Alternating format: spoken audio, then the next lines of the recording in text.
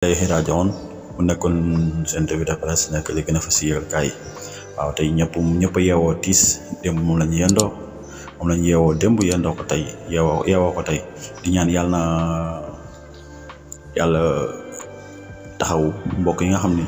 ñoo ñàkk seeni mbokk yàlla na yàlla taxaw waaye ñi nga xam ne ñoo génn àddina yàlla na leen taxaare ji leen àjjan ci am ay bés yàlla kenn ñu ci am ko delluwaat seen activité loolu fayda bi bees na ko mais nag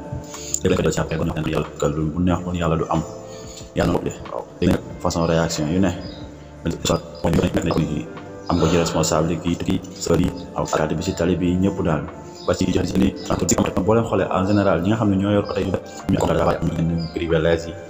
maanaam dañuy jëm oto dañ leen teg si yenn conditions yi